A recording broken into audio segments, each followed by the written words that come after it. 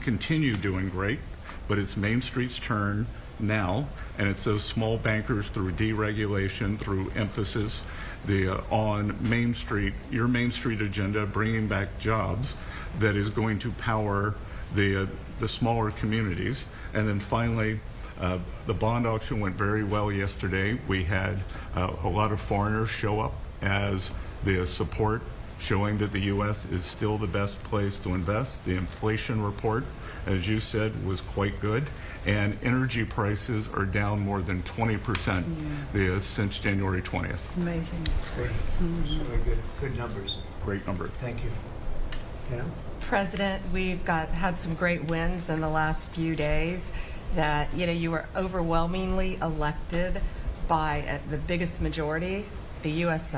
Americans want you to be president because of your agenda, and the courts are ruling that you have the authority to determine how the money of this country will be spent. That's what the American citizens wanted, and that's what they're getting.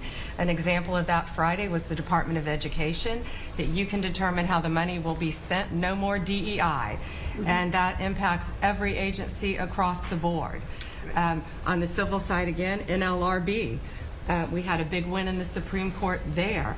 OPM, a big win there. But also 16,000 workers there. But also on the criminal side, the Alien Enemies Act. We are winning there. And your directive to me was to keep America safe, and that's what we're doing. Whether it's the alien enemies, all of these gangs, and they are enemies of our country. They are terrorists, they are organized crime, they have come here, they are extremely organized, they are spread throughout our country, and they are creating terror. And no more under your directive. And that has stopped. Yesterday in South Florida, we charged the 11 defendants with $500 million of pure cocaine coming into our country to kill our kids. They were caught. They will be prosecuted to the fullest extent of the law. These gang members are going back to where they came, or they're going to an El Salvador prison at your directive.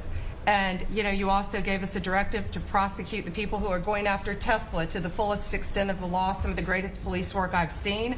We've made 4 arrests. There will be no negotiations at your directive. They're all looking at 20 years in prison, and within the next 24 hours, you're going to be seeing another huge arrest on a Tesla dealership, President.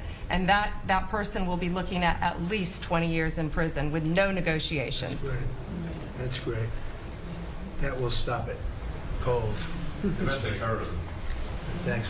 Doing a great job, too. Thank you very much.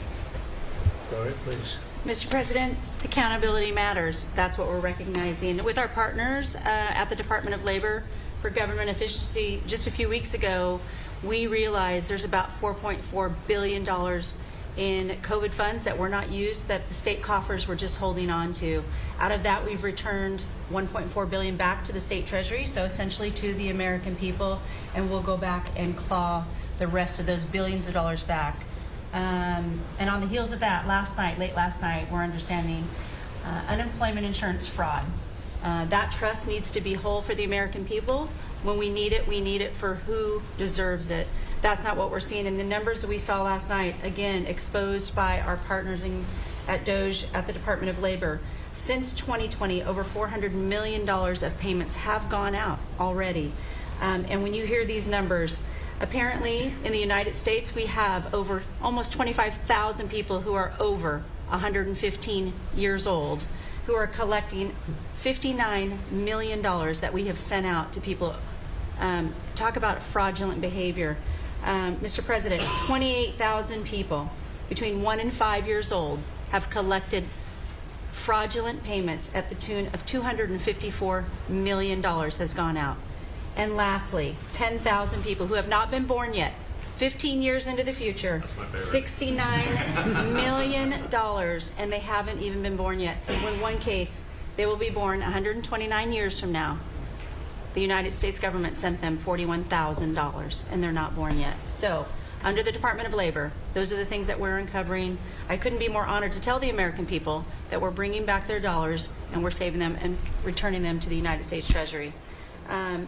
Also, jobs numbers. Last Friday, 228,000 new jobs were reported. That is good for the American people.